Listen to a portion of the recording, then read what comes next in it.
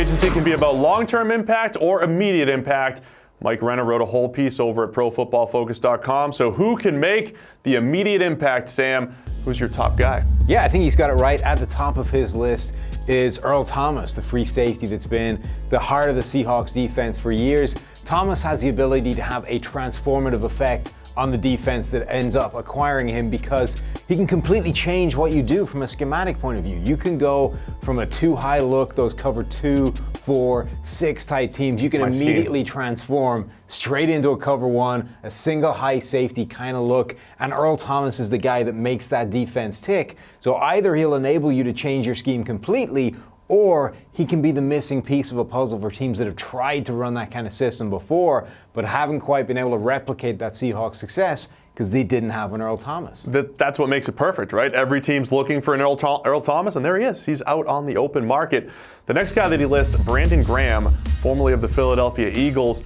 I like this pick because, like Mike likes to say, he can age well. He wins with his hands. He's not a guy that's necessarily reliant on his burst, and he's been consistently able to get after the quarterback every single year of his career. Right, he always generates pressure no matter what the scheme he's in, no matter what kind of position he's playing in. He will generate pressure, won't always result in sacks, but he will get a significant amount of pressure, which will help any defense he goes onto. We've talked before plenty about how A, the best predictor of future pressure is the amount of pressure you're getting, not necessarily the sacks, and B, that pressure in and of itself is valuable even if you're not generating sacks at the end of it at the kind of rate that you would want, because simply pressuring a quarterback is dropping his passer rating in the long haul over like 30, 35 points. So Brandon Graham will go to a team next year. He's going to get a ton of pressure. It's going to make an impact in that defense, but it might not show up in sacks. Yeah, plenty of edge rushers in this free agent class, but Graham has been as consistent as any of those guys year over year.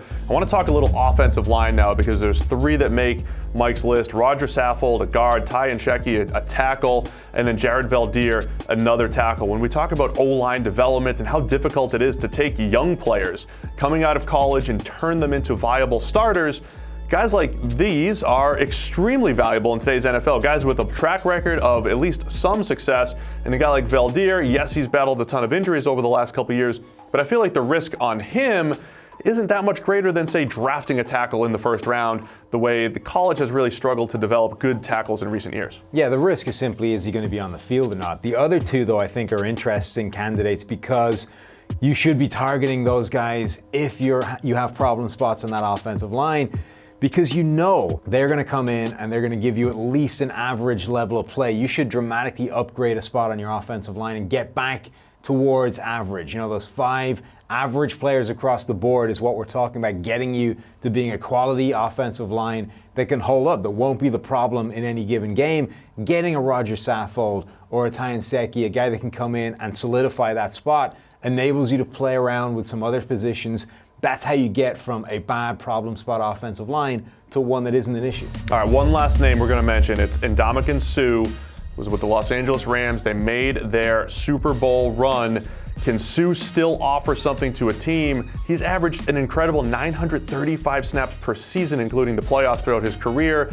Is he at the point of his career where you just say, look, give me 600 good snaps and just be a monster during that period of time? Yeah, I think you probably have to dial down his workload, and you have to question how much of that workload has started to take an effect later in his career, because this was a notable step down for him this season that we've seen in the past. We didn't really see the real dominant Suh come on until the playoffs. Playoff Suh was fantastic when it was finally all on the line and he knew he needed to perform, but over the course of the regular season, he wasn't the dominant force we expected to be paired next to Aaron Donald. So maybe you dial down that workload, you go from 900 snaps to 600 snaps, and you get the same dominant player back again.